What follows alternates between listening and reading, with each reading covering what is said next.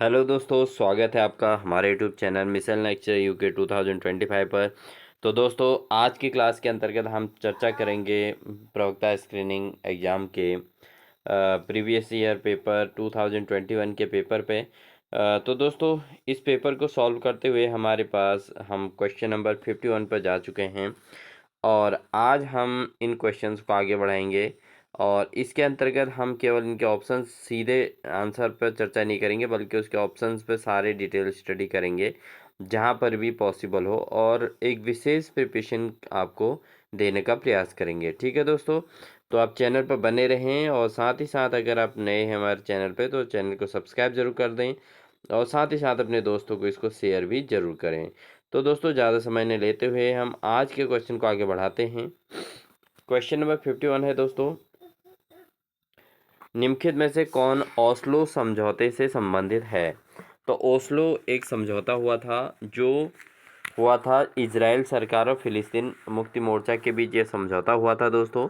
तो इस समझौते में क्या हुआ था? ये समझौता हुआ था दोस्तों 1993 में, 1993 में ये समझौता हुआ था। इसका आंसर ये ऑप्शन नंबर सी सही है, और 1993 में समझौता हुआ था। तो इसमें फ़िलिस्तीन से हिंसक गतिविधियों को त्यागने की हिदायत दी गई थी। तो फ़िलिस्तीन को इसमें समझाया गया था कि आप जो है हिंसक गतिविधियों को अंजाम ना दें, तो ये इसकी हिदायत इनको दी गई थी। ठीक है दोस्तों, तो ये था आपका ओस्लो समझौते का जो मेन कारण था, और किसके बीच ये हुआ था ये आपको याद कर लेना है। तो ओस्लो समझौता जो हुआ था दोस्तों, इजराइल और फिलिस्तीन के बीच। ओके, तो ये क्वेश्चन आपका क्लियर हुआ। बढ़ते हैं अगले क्वेश्चन में दोस्तों। क्वेश्चन नंबर 52 है, वर्ष 2019 का साहित्य के लिए नोबेल पुरस्कार किसे दिया गया? ठीक है दोस्तों, तो क्वेश्चन पूछा गया है कि 2019 में साहित्य के लिए नोबेल पुरस्कार किसे दिया गया।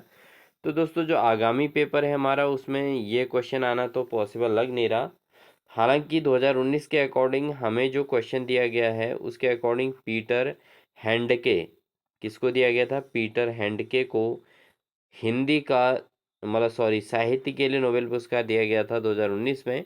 लेकिन अब बात करेंगे कि 2023 में किसे ये पुरस्कार दिया गया है। तो 2023 में दोस्तों, क्योंकि हम इसकी डिटेल स्टडी कर रहे हैं, तो 2023 का हमारे ये एग्ज़ाम में आने के पूरे चांस हैं, और इसको आप मोस्ट इम्पॉर्टेंट की श्रेणी में नोट कर लीजिए दोस्तों। ठीक है, तो 2023 में ये जो है जो पुरस्कार मिला था, ये मिला है जॉन फांसे। किसे मिला है दोस्तों? जॉन फांसे। आप इस शब्द को नोट कर लें। और ये नॉर्वेजियन लेखक हैं, नॉर्वे के हैं ये। ठीक है दोस्तों, कौन है ये नॉर्वेजियन लेखक हैं, नॉर्वे के हैं। और इनको जो है नाटक और गद्य के लिए मिला है दोस्तों। किसके लिए? नाटक और गद्य के लिए। ठीक है दोस्तों, तो ये इनको नोबेल पुरस्कार मिला हुआ है 2023 में। ओके, और बात करें अगर हम 2024 के लिए, तो 2024 के लिए दोस्तों इसकी घोषणा होने वाली है। क्योंकि हमारी ये क्लास पहले चल रही है, तो 2024 के लिए अगर हम बात करें तो 2024 के लिए इसकी जो घोषणा होगी वो 10 अक्टूबर 2024 को होगी। ठीक है दोस्तों, तो 10 अक्टूबर 2024 को किसे साहित्य में नोबेल पुरस्कार मिलता है, तो ये नोट करने वाली बात है। और अगर आप हमारी इस क्लास को 10 अक्टूबर के बाद देखेंगे या उससे पहले भी देखें, तो कमेंट सेक्शन में ज़रूर लिखें कि 2024 का साहित्य के लिए नोबेल पुरस्कार किसे दिया जा रहा है। ठीक है, अभी इसकी घोषणा नहीं हुई है, बट मैंने आपको 2023 का बता दिया है, क्योंकि 2023 का भी महत्वपूर्ण पड़ेगा दोस्तों। और 2023 में जो मिला है वो मिला है जॉन फासे।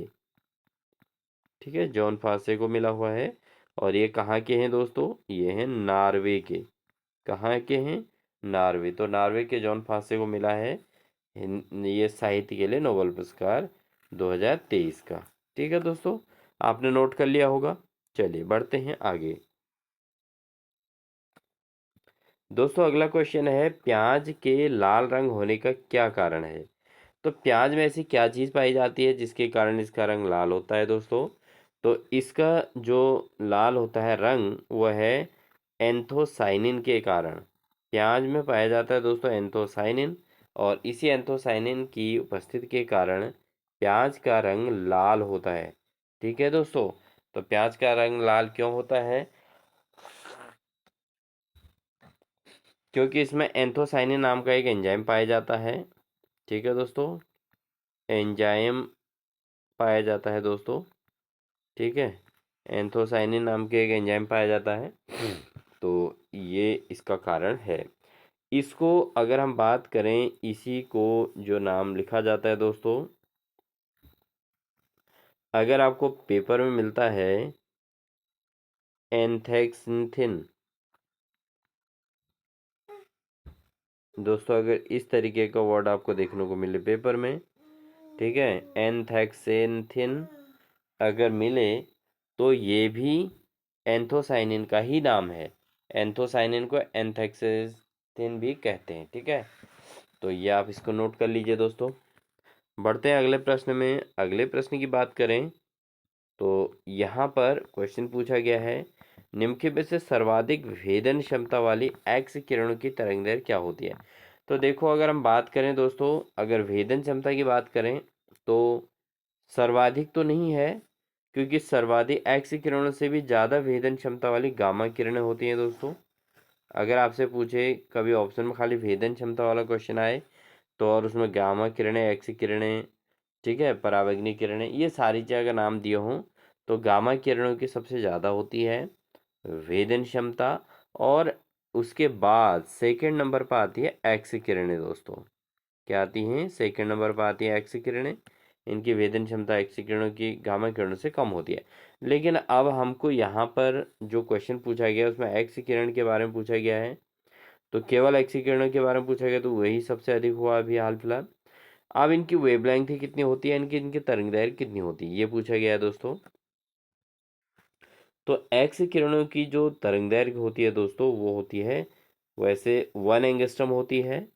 1 एंगस्ट्रम अगर आपको पेपर में ऐसे मिले तो 1 एंगस्ट्रम है, या 10⁻⁻10 मीटर। ठीक है, ये होती है। बट यहाँ 2 एंगस्ट्रम लिखा है दोस्तों, तो कितनी हो जाएगी? 2 × 10⁻², सॉरी -10 मीटर। ठीक है, क्योंकि 1 एंगस्ट्रम में 10⁻−10 मीटर होते हैं दोस्तों, तो ये 2 एंगस्ट्रम इसकी जो है क्षमता होती है। किनकी? एक्स किरणों की तरंगदैर्घ्य। ठीक है दोस्तों, एक्स किरणों की तरंगदैर्घ्य कितनी होती है? अब बात करें हम थोड़ा एक्स किरणों पर, और तो जो इनकी आवृत्ति होती है दोस्तों, क्योंकि आपसे ज़रूरी नहीं कि ये हर बार वेवलेंथ ही पूछे, इस बार आवृत्ति पूछ सकता है। तो एक्स किरणों की आवृत्ति होती है वो 3 × 10⁻16 से 3 × 10⁻19 हर्ज तक होती है दोस्तों। ठीक है, 3 × 10⁻16 से 3 × 10⁻19 हर्ज तक इनकी तरंगदैर्घ्य होती है। ठीक है दोस्तों, तो आप इसको समझ गए होंगे। और अगर हम बात करें यहाँ पर गामा किरणों की वेवलेंथ की, अगर यहाँ पर एक्स किरणों के बजाय गामा किरणों का पूछ दिया जाए, तो इनकी तरंगदैर्घ्य जो होती है 10⁻⁻16 से 10⁻⁻10 मीटर तक। ठीक है दोस्तों, ये इसकी तरंगदैर्घ्य होती है, किसकी? गामा किरणों की। तो गामा किरणों की वेदन क्षमता सबसे अधिक है, तो इनकी जो है तरंगदैर्घ्य जो है सबसे कम होती है। ठीक है दोस्तों, चलिए बढ़ते हैं अगले में। अगला क्वेश्चन कहता है, यदि माता पिता दोनों का रक्त समूह ए बी पॉजिटिव है तो उनके बच्चों में रक्त समूह कौन सा हो सकता है? तो दोस्तों, जब अगर माँ बाप में ए बी पॉजिटिव है, तो बच्चे में ए पॉजिटिव भी आ सकता है, बी पॉजिटिव भी आ सकता है, और हो सकता है दोनों के कंबाइंड ए बी पॉजिटिव दोनों आ जाए। तो बिल्कुल प्रत्यक्ष आपको बात, ये सही आंसर है। अगर बात करें कि अगर माता पिता दोनों के, ये तो इस क्वेश्चन का आंसर हो गया दोस्तों। अब एडिशनल अगर हम बात करें दोस्तों, ये पेपर के दृष्टिकोण से बहुत महत्वपूर्ण है। अगर माता पिता दोनों का रक्त समूह ए और बी हो, यदि क्या हो?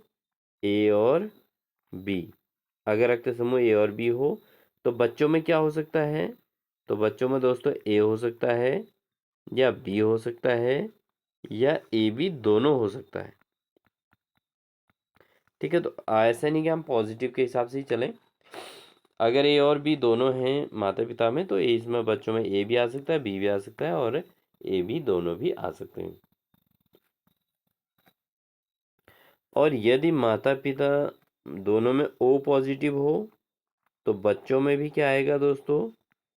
तो बच्चों में भी जो रक्त समूह आएगा वो ओ पॉजिटिव ही होता है। ठीक है, तो ओ पॉजिटिव तो बिल्कुल आनुवंशिक हो गया दोस्तों। ठीक है, बढ़ते हैं अगले क्वेश्चन की ओर। अगला क्वेश्चन कहता है कि लोहे में जंग लगने से बचाने के लिए जिंक की परत चढ़ाई जाती है, इस प्रक्रिया को क्या कहते हैं? तो बहुत साधारण सा ये क्वेश्चन था दोस्तों। तो लोहे पर जंग लगने से बचाने के लिए जिंक की जो परत चढ़ाई जाती है, इस प्रोसेस को कहा जाता है गैल्वेनीकरण। क्या कहा जाता है दोस्तों? गैल्वेनीकरण कहा जाता है।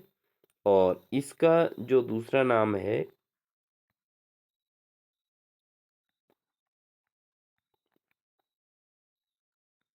इसका दूसरा नाम है यश दलेपन। क्या है दोस्तों? एक बार फिर लिख देता हूँ, यश दलेपन। ठीक है, तो गैल्वेनीकरण का दूसरा नाम है यश दलेपन। ठीक है दोस्तों, ये क्वेश्चन आपका क्लियर हुआ। तो लोहे पर जिंक की परत चढ़ाई जाती है जंग लगाने से बचाने के लिए, और इस प्रोसेस को कहा जाता है गैल्वेनाइजेशन, गैल्वेनीकरण। ठीक है दोस्तों, इसको गैल्वेनाइजेशन कहा जाता है। अगले क्वेश्चन पर आते हैं। प्रकाश वर्ष किस भौतिक राशि की इकाई है? तो प्रकाश वर्ष देख के तो ऐसा लग रहा है पता नहीं ये क्या चीज़ जो है, बट ये जो है होता है दोस्तों दूरी का मात्रक होता है। ठीक है, प्रकाश वर्ष किसका मात्रक है? दूरी का मात्रक है। और ये कब यूज होता है दोस्तों? अधिक दूरी के लिए। किसके लिए? अधिक दूरी के लिए। ठीक है, और अगर कम दूरी हो तो जो है दूरी का मात्रक क्या होगा? मीटर होगा। ठीक है दोस्तों, और ज़्यादा दूर है तो किलोमीटर, और अगर छोटा सा है सेंटीमीटर, और अगर से छोटा है तो मिलीमीटर।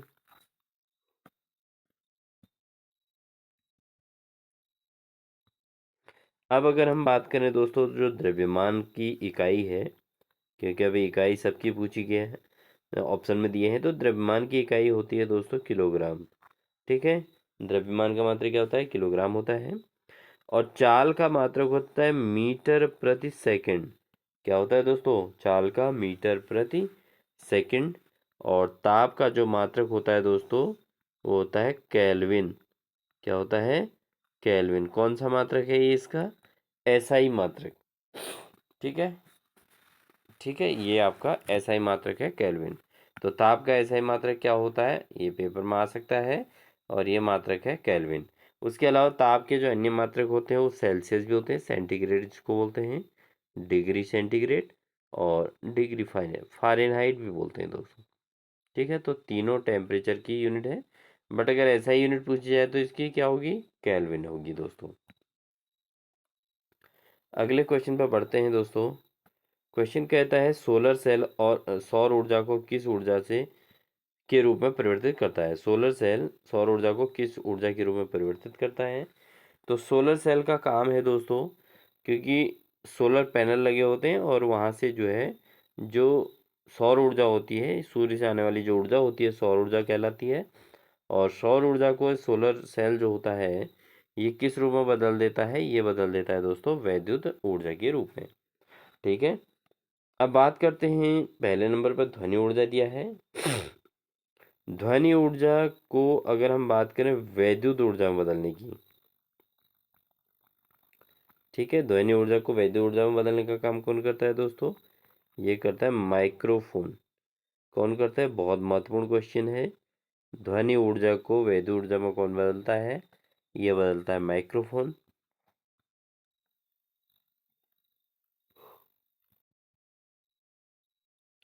दूसरा आता है दोस्तों रासायनिक ऊर्जा में या यांत्रिक ऊर्जा की हम बात करें, तो यांत्रिक ऊर्जा को यांत्रिक ऊर्जा में जो है क्या होता है, ये विद्युत मोटर करता है ये काम।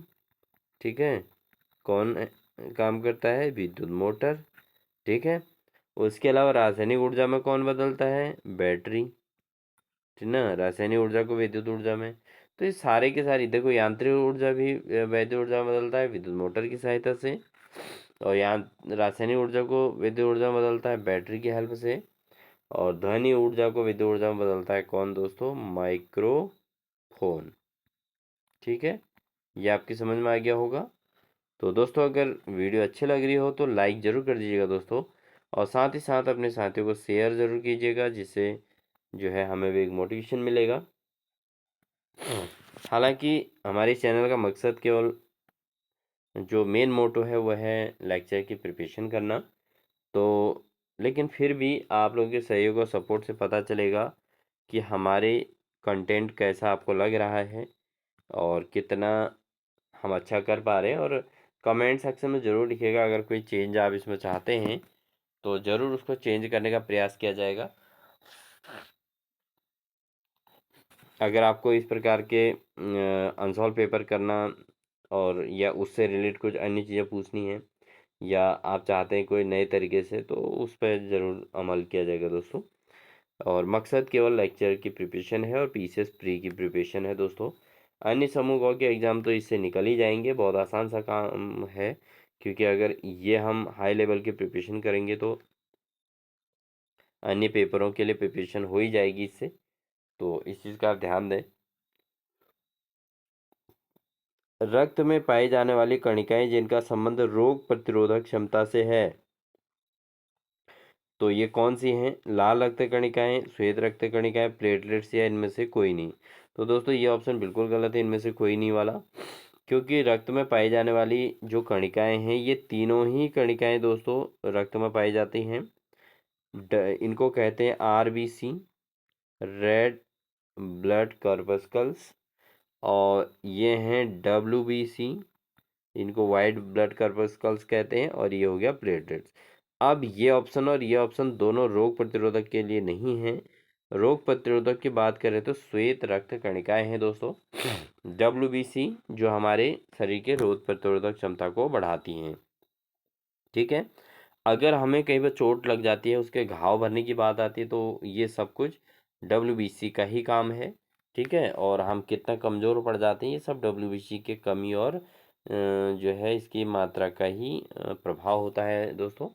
और प्लेटलेट्स आपने देखा होगा, जब डेंगू वगैरह की प्रॉब्लम आती है तो शरीर बहुत कमज़ोर हो जाता है, तो उसको प्लेटलेट्स गिरना कहा जाता है दोस्तों। और जो लाल रक्त कणिकाएं होती हैं ये हेल्पफुल होती हैं दोस्तों हीमोग्लोबिन। ठीक है, ये किस काम में आती है? हीमोग्लोबिन, यानी कि इन्हीं की वजह से ये हीमोग्लोबिन बनाती हैं। लाल रक्त कणिकाएं, हीमोग्लोबिन होता है इनमें, और ये जो है कोशिकाएं इनको ये बोन मैरो बनाती हैं। क्या बनाती है दोस्तों? ये बनाती है, क्या बनाती है लाल रक्त कणिकाएं? ये बनाती हैं बोन मैरो। ठीक है, ये बोन मैरो से बनती हैं या बोन मैरो को बनाती हैं। और ये बात करें अगर हम इन तीनों की, तो तीनों प्रकार के जो हैं लाल रक्त कणिकाएं हैं, श्वेत रक्त कणिकाएं हैं, प्लेटलेट्स हैं, ये सारी की सारी क्या हैं दोस्तों? ये रक्त में पाई जाने वाली हैं। तो इनमें से कोई नहीं ऑप्शन बिल्कुल रॉन्ग था। और उसके अलावा अगर हम बात करें तो इन तीनों से, ये तीनों से जो ब्लड बनता है दोस्तों, इन तीनों से ही बनता है। और इन तीनों में किसके हेल्प होती है? 45% जो हमारा रक्त होता है वो ऊतक से बनता है। ठीक है, ऊतक से, इन तीनों की मदद से। और बाकी जो 55% है दोस्तों वो प्लाज्मा, रक्त क्या होता है? प्लाज्मा से। ठीक है, तो प्लाज्मा का भी मेन रोल है रक्त को बनाने में। ठीक है, रक्त क्या है? एक प्लाज्मा ही है। और बाकी ये डब्ल्यूबीसी, आरबीसी एंड प्लेटलेट्स से भी रक्त में हेल्प मिलती है दोस्तों। ठीक है, तो इस प्रश्न के अकॉर्डिंग जो रोग प्रतिरोधक क्षमता है वो रक्त में पाई जाने वाली डब्ल्यूबीसी, एक बार और नोट कर लीजिए अच्छे से, वाइट ब्लड कर्पस्कल्स। ठीक है दोस्तों, तो ये क्वेश्चन आपका पूरा क्लियर हो गया होगा आई थिंक। अगला क्वेश्चन पाते हैं दोस्तों। अगले क्वेश्चन में क्वेश्चन नंबर 60, टीकाकरण किसने शुरू किया? तो टीकाकरण की प्रक्रिया शुरू किसने की, ये बात पूछी गई है दोस्तों। तो टीकाकरण की बात करें तो दोस्तों ये शुरू किया था एडवर्ड जेनर ने। और कब किया था? ये 1796 में।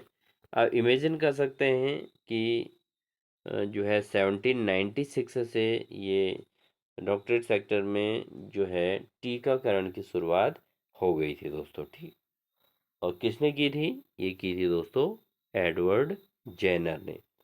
ठीक है, बढ़ते हैं अगले प्रश्न में। अगला प्रश्न है दोस्तों,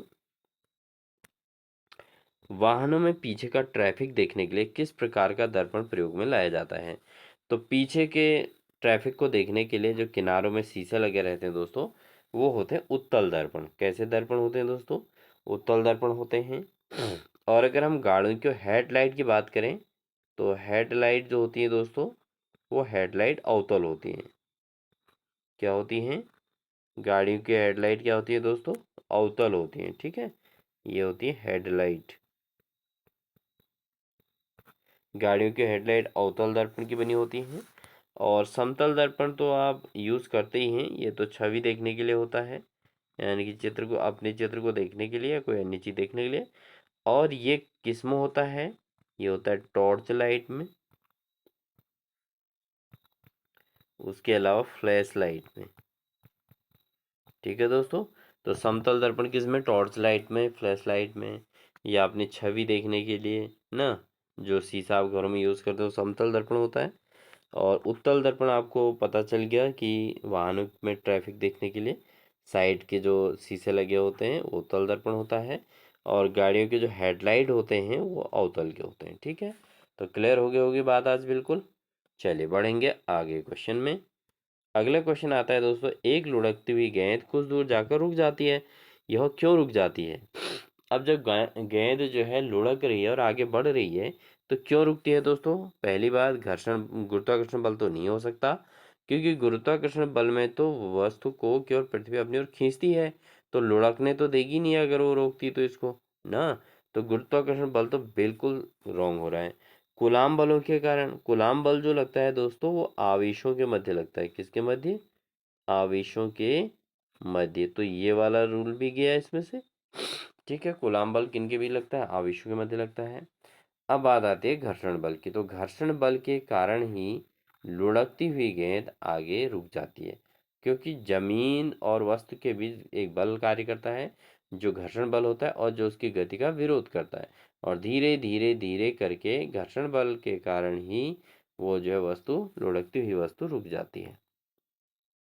ठीक है दोस्तों, बढ़ते हैं अगले क्वेश्चन की ओर। दोस्तों हमारा मकसद इस वीडियो में जो है अतिरिक्त समय का नुकसान करने का नहीं है, केवल टारगेट है मिशन लेक्चरर, जिसका हम सीधे चैनल का नाम ही मिशन लेक्चरर रखा है, और ये चैनल बिल्कुल नया है दोस्तों। और मेन मकसद इसमें शिक्षण अधिगम की प्रक्रिया है, यानी कि पढ़ना और सीखना ही है आपस में। और चूंकि हम लेक्चर की तैयारी कर रहे हैं, तो हमें एक अच्छे प्रिपरेशन की ज़रूरत पड़ेगी, और समय का दुरुपयोग करना हमारे लिए घातक होगा। तो इसलिए जो है आप चैनल पर बने रहिए, और साथ ही साथ जो है अगर नए हैं चैनल पर तो सब्सक्राइब ज़रूर कर लीजिएगा दोस्तों। और जो भी अपडेट्स आपको आएंगी उसको आपको मिलती रहेंगी, इसलिए आप कंटिन्यू चैनल पर बने रहें, और साथ ही साथ हमारे इन क्लासों को भी देखते रहें दोस्तों, जिससे हमें भी एक मोटिवेशन मिलेगा कंटिन्यू क्लास कराने का। ठीक है दोस्तों, तो उम्मीद है आप सब ऐसे ही कर रहे होंगे। बढ़ते हैं क्वेश्चन नंबर 63। नाना घाट अभिलेख निम्न में से किस शासक के विषय में विस्तृत जानकारी प्रदान करता है? तो नाना घाट अभिलेख जो है दोस्तों, वो किस शासक के विषय में विस्तृत जानकारी देता है? तो नाना घाट अभिलेख जो है उसमें सातकर्णी प्रथम के बारे में लिखा गया है। ठीक है, ये सातकर्णी प्रथम का के बारे में उसमें जिक्र है पूरा। तो सातकर्णी प्रथम के बारे में नाना घाट अभिलेख में जिक्र है। ठीक है दोस्तों, बढ़ते हैं अगले प्रश्न में। गुरिल्ला युद्ध प्रणाली के संबंध में शिवाजी का अग्रगामी किसे माना जाता है? तो गुरिल्ला युद्ध प्रणाली जो थी दोस्तों उस समय, उसमें शिवाजी का अग्रगामी किसे माना गया है? वो माना गया मलिक अंबर को। ठीक है, अब इनको चूंकि हम डिटेल स्टडी नहीं करेंगे दोस्तों, क्योंकि ये बहुत डीप आप समझ सकते हैं, एसएसटी है ना, हिस्टोरिकल है। तो इतना डीप में से दोबारा यही क्वेश्चन आए कोई गारंटी नहीं है दोस्तों, क्योंकि मतलब ये टफ क्वेश्चन मान के चलिए कि इतने डीप स्टडी करना थोड़ा कठिन है। तो अगर हम इनके ऑप्शंस को भी समझें तो ज़रूरी नहीं है कि इनमें से क्वेश्चन नेक्स्ट टाइम पे आए, लेकिन जो क्वेश्चन ऐसा लगते हैं कि वो पेपर में आ सकते हैं ऑप्शन, उन पर मैं पूरी डिटेल चर्चा यहाँ पर कर रहा हूँ। ठीक है, तो गुरिल्ला युद्ध प्रणाली के संबंध में शिवाजी का अग्रगामी किसे माना जाता है? तो गुरिल्ला युद्ध प्रणाली में शिवाजी का जो अग्रगामी था वो था मलिक अंबर। ठीक है दोस्तों, अगला क्वेश्चन आते हैं। देखो ये क्वेश्चन मोस्ट इंपॉर्टेंट है, इसके सारे ऑप्शन पर हम चर्चा करेंगे। India wins freedom, India wins freedom के लेखक कौन है दोस्तों? वी डी सावरकर नहीं है, अरविंद घोष भी नहीं है, एस एन बनर्जी भी नहीं है, ये है Maulana Abul Kalam Azad. India wins freedom, ठीक है, ये ये क्या, इसका मतलब क्या है कि इंडिया ने जो है फ्रीडम, जो स्वतंत्रता प्राप्त कर ली, ये इसमें कहा गया है। अब वी डी सावरकर की अगर हम बात करें तो वी डी सावरकर ने भी अपने ओर से कुछ बुक्स लिखी हैं। तो इनकी जो प्रॉपर बुक है वो 5 हैं। नंबर 1 आप इनको नोट कर लीजिए दोस्तों, वी डी सावरकर की। एक तो है हिंदुत्व, ठीक है दोस्तों। दूसरा है हिंदू राष्ट्र दर्शन, आप अच्छे तरीके से नोट कर लें दोस्तों, हिंदू राष्ट्र दर्शन वी डी सावरकर का है। और इनसाइड द इनेमी कैंप, तीसरा इनका है inside inside the enemy camp. ठीक है, आप इसको हिंदी में लिख सकते हैं, इनसाइड द एनिमी कैंप। ठीक है, दुश्मन के कैंप के अंदर की बात इन्होंने कही। और चौथा इन्होंने जो दिया, the Indian war of independence. ठीक है, अगला इनकी जो बुक है वी डी सावरकर की, क्योंकि वी डी सावरकर जो है ज़्यादा जेल में रहे, क्योंकि इन्होंने तो भाई इंडिया के फ्रीडम के लिए बहुत मेहनत की है, अतुलनीय है, अनकाउंटेबल है। ठीक है, तो इनके इन्होंने जिस तरीके का त्याग किया है उस लेवल पे इनको याद नहीं किया जाता, ये बड़ी दुख की बात है। बट इनका त्याग, और अगर आप इनकी स्टोरी पढ़ेंगे तो बहुत क्रिटिकल इन्होंने लाइफ जी है। The Indian war of independence, the Indian war of independence, आप इसको नोट कर लेंगे, the Indian war of independence, independence. ठीक है दोस्तों, ये इनकी बुक है। और एक और है 1857 का स्वतंत्र, 1857 का स्वतंत्र समर। ठीक है दोस्तों, इसको क्रांतिकारियों का गीत भी कहा जाता है। क्या कहा जाता है दोस्तों? क्रांतिकारियों की, क्रांतिकारियों के गीत नहीं, क्रांतिकारियों की गीता कहा जाता है दोस्तों इसको। ठीक है दोस्तों, 1857 का स्वतंत्र समर। ठीक है, इसको क्रांतिकारियों के गीता भी कहा जाता है दोस्तों। ठीक है, और बढ़ते हैं हम इनके अगले ऑप्शन में। अरविंद घोष की बात करें तो इन्होंने दिया है दोस्तों सावित्री। ठीक है, और उसके अलावा इनका है वेद रहस्य, वेद रहस्य। और उसके अलावा है दिव्य जीवन, दिव्य जीवन। और अगला है ईशोपनिषद। ठीक है दोस्तों, ईशोपनिषद। और उसके अलावा है गीत प्रबंध। तो ये इनके बहुत सारे हैं। ठीक है दोस्तों, तो बहुत महत्वपूर्ण है, इनमें से कोई भी अगले एग्जाम में छाप दें और उसके बाद इनमें से ऑप्शन दे दें, तो वो आपके लिए कठिनाई ना रहे, इसलिए मैंने इनको सारा आपको डिटेल बता दिया। और अगला है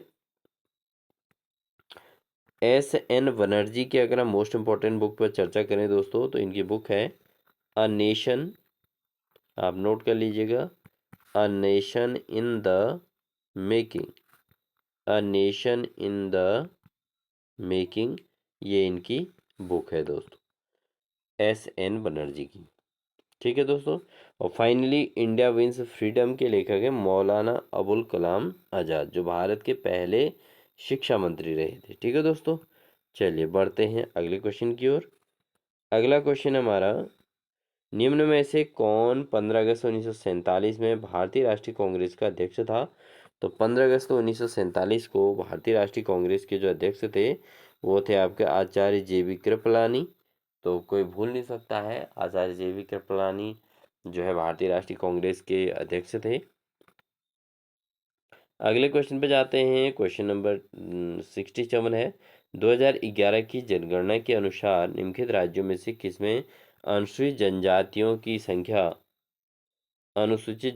की संख्या का प्रतिशत उसके कुल जनसंख्या के प्रतिशत के हिसाब से न्यूनतम है। तो दोस्तों यहाँ पर अनुसूचित जनजाति की बात पूछी गई है।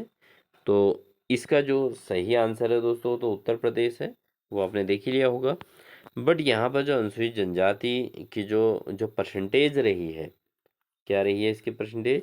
अनुसूचित जनजाति की अगर हम बात करें दोस्तों तो इसकी परसेंटेज रही है टोटल जनसंख्या का 8.6% जो है जनसंख्या रही है पूरे विश्व के, पूरे भारत की हम बात करें 2011 के जनगणना के अनुसार। 2011 की जनगणना के अनुसार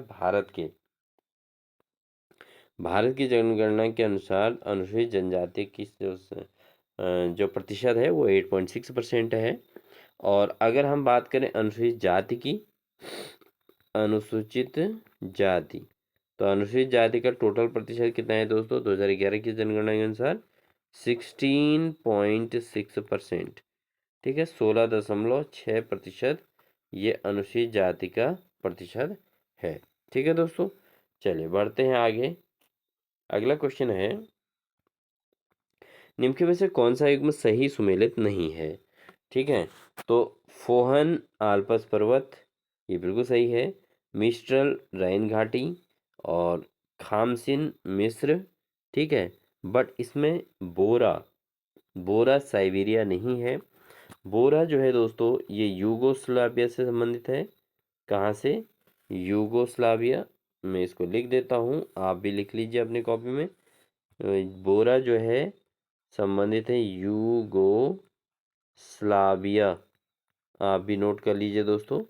यूगोस्लाविया में एक एड्रियाटिक तट पर चलने वाली ठंडी हवा है। ये क्या है? कौन सी जगह पर? एड्रियाटिक, इसको भी आप नोट कर लेंगे।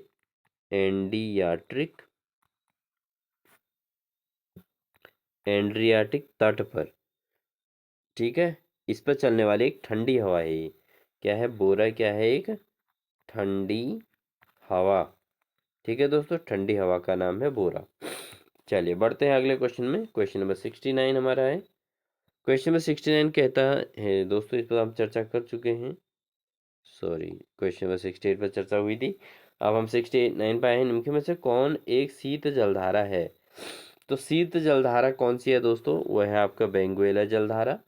बाकी सारे ये गर्म जलधाराएं हैं। ब्राज़ील जलधारा ये गर्म जलधारा है।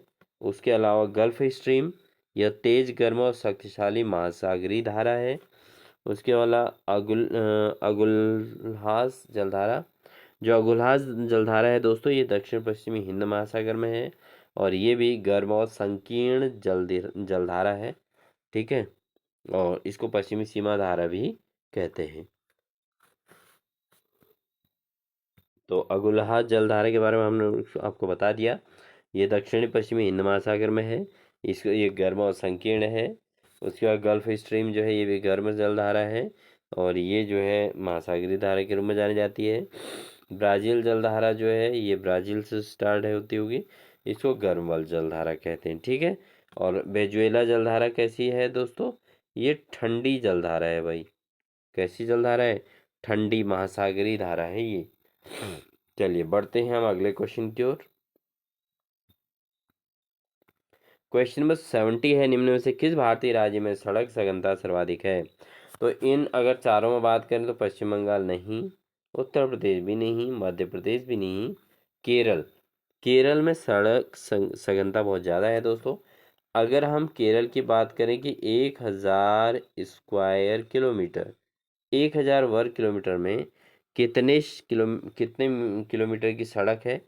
वो है आपकी 6690 किलोमीटर। ठीक है, तो घुमावदार सड़क ये होती हैं और ये ज़्यादा सघन क्षेत्रों में हैं। और उसके अलावा अगर हम बात करें कि इन चारों को छोड़कर अगर हम बात करें कि भारत में किस राज्य में सड़क सघनता सबसे ज़्यादा है, तो इसका उत्तर बदल जाएगा दोस्तों। उस समय हो जाएगा दिल्ली। दिल्ली में सड़क की सघनता बहुत ज़्यादा है दोस्तों, और ये कितनी है, 10,904 किलोमीटर प्रति 1,000 वर्ग किलोमीटर में। ठीक है, 10,904 किलोमीटर लंबाई है सड़क की प्रति 1,000 वर्ग किलोमीटर एरिया के अंतर्गत दोस्तों। ठीक है, चलिए बढ़ते हैं आगे। मतलब अगर आपसे आ जाए किस राज्य की सघनता सर्वाधिक है खाली, और ऑप्शन में दिल्ली भी आ जाए, तो समझ लीजिए दिल्ली राइट आंसर, क्योंकि दिल्ली में सबसे ज़्यादा सघनता है। 1,000 वर्ग किलोमीटर में 10,904 किलोमीटर लंबाई की सड़कें हैं दिल्ली में। लेकिन अगर हम इस प्रश्न के अनुसार बात करें तो केरल है, और केरल में दोस्तों अगर हम बात करें तो यहाँ हमने चर्चा की थी, प्रति 1,000 वर्ग किलोमीटर में अगर हम बात करें तो 6,690 किलोमीटर सड़क है। ठीक है दोस्तों, तो हालांकि दिल्ली के कंपेयर में बहुत कम है, बट फिर भी इन चारों ऑप्शन के according Kerala is the right answer. ठीक है दोस्तों, ये ऐसे क्वेश्चन कभी कभी सेम टू सेम भी आ जाते हैं। ठीक है, तो इसमें नो चेंज। जहाँ ईयरली बात आएगी करंट अफेयर की, तो उसमें हम करंट अफेयर को एडिट करके आपको बता रहे हैं। ठीक है, अगला आता है मेसावी श्रेणी इनमें से किस खनिज से संबंधित है। तो मेसावी श्रेणी जो है दोस्तों, वो है आपका लौह अयस्क से संबंधित। ठीक है, लौह अयस्क से ही संबंधित है। और कोयले से संबंधित जो है वो है आपका क्या क्या चीज़ें हैं, एंथ्रासाइट से है, एंथ्रासाइट। ठीक है, बहुत ज़्यादा आता है पेपर में। उसके अलावा बिटुमिन से है दोस्तों, बिटुमिनस इसको कह सकते हैं। ये थोड़ा कम श्रेणी का कोयला होता है, लेकिन सबसे ज़्यादा मैसावी श्रेणी का जो कोयला होता है दोस्तों, एंथ्रासाइड होता है। ठीक है, एंथ्रासाइड जो है मैसावी टाइप का कोयला है मैसावी श्रेणी में। और मैसावी श्रेणी निम्न में से किस श्रेणी में संबंधित खनिज से संबंधित है मैसावी श्रेणी दोस्तों, वो है आपका लौह अयस्क से। ठीक है, और अगर आपसे कहेंगे जो है किस श्रेणी कौन सी श्रेणी निम्न में से एक खनिज से संबंधित है, तो कोयला ऑप्शन में आएगा और एंथ्रासाइड आ जाएगा यहाँ पर। ठीक है दोस्तों, एंथ्रासाइड भी टॉप क्लास का कोयला है दोस्तों। ठीक है, जिसमें कितना होता है, इसमें कोयले की जो मात्रा होती है, इसकी हम बात करें तो कोयला इसमें जो है 90% तक कोयला इसके अंदर होता है। क्योंकि इससे रिलेटेड एक क्वेश्चन हमारे पास और आया हो, उस पर हम इसमें डिटेल चर्चा करेंगे अभी। ठीक है, अब बढ़ते हैं अगले क्वेश्चन में। डॉगर बैंक जो एक महत्वपूर्ण मत्स्य क्षेत्र में जाना जाता है, यह किस सागर में स्थित है। तो जो डॉगर बैंक है दोस्तों, उत्तर सागर में स्थित है। ठीक है, ना पूर्व में ना पश्चिम में, ये किस सागर में है, उत्तर सागर में स्थित है डॉगर बैंक। ठीक है दोस्तों, चलिए बढ़ते हैं क्वेश्चन नंबर 73 पर। निम्न में से कौन सा कोयला सर्वश्रेष्ठ प्रकार का है, मैंने अभी आपको बताया था। सर्वश्रेष्ठ प्रकार का जो है वो एंथ्रासाइड है दोस्तों। ठीक है ना, और एंथ्रासाइड में कितने तक का कार्बन होता है, एंथ्रासाइड में दोस्तों होता है 80 से 90% तक इसमें कार्बन होता है दोस्तों। 80 से 90% कार्बन। ठीक है, तो ये इसमें पाया जाता है एंथ्रासाइड में। और अगर हम बात करें पीट की, अब पीट के बारे में चर्चा करते हैं। यह सड़े हुए पौधों से बना हुआ कोयला होता है, जिससे बनता है दोस्तों हम पीट कहते हैं। तो ऐसे ये भी है, सड़े पौधों से बनता है बना कोयला। ठीक है दोस्तों, ये सड़े पौधों से बना हुआ कोयला होता है। इसके अलावा अगर हम बात करें लिग्नाइट की, तो लिग्नाइट क्या है, एक निम्न श्रेणी का कोयला है। क्या है दोस्तों, ये भी एक निम्न श्रेणी का कोयला है। और बिटुमिनस भी जो है आपका दोस्तों, ये एक डामर प्रकार का है, डामर प्रकार का कोयला होता है। ठीक है, चलिए बढ़ते हैं अगले क्वेश्चन में। क्वेश्चन नंबर 74 है दोस्तों। 1950 के भारतीय संविधान के भाग सी में कितने राज्य थे, तो 1950 के भारतीय संविधान की जब हम बात करते हैं दोस्तों, तो काफ़ी चीज़ें सीखने को मिलती हैं, तो इस पे हम चर्चा करेंगे अच्छे से। तो भाग सी में कितने राज्य थे? ये थे 10। और अगर हम भाग ए की बात करें तो ए में कितने राज्य थे दोस्तों? 9। भाग बी की बात करें तो ये थे 8 राज्य। और भाग सी की बात करें तो दोस्तों 10 राज्य। और भाग डी की बात करें तो केवल एक राज्य इसमें था। ठीक है, तो 4 भागों में यहाँ पर बांटा गया था दोस्तों, आप इसको नोट कर लीजिएगा। बढ़ेंगे अगले क्वेश्चन, और हमारी इस क्लास का ये अंतिम क्वेश्चन रहेगा दोस्तों, क्योंकि वीडियो काफ़ी लंबी हो जाती हैं, तो इसलिए मैंने इनको टुकड़ों में बांट दिया है। और अगले पेपर में हम चर्चा करेंगे उत्तराखंड का जनरल नॉलेज। तो उत्तराखंड से संबंधित जनरल नॉलेज जो इसमें आया है उस पर हम डिटेल स्टडी करेंगे।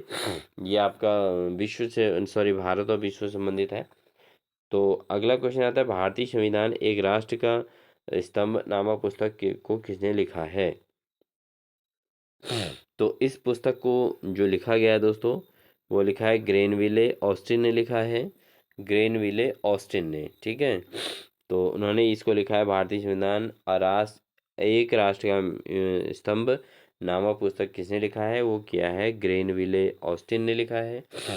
अब आपको एक बात बता देते हैं कि भारतीय संविधान की, दोस्तों नोट कर लेंगे इसको भी, भारतीय संविधान को जो लिखा है, इसकी जो मूल कॉपी लिखी है वो लिखी है प्रेम बिहारी, ठीक है, प्रेम बिहारी नारायण रायजादा, नारायण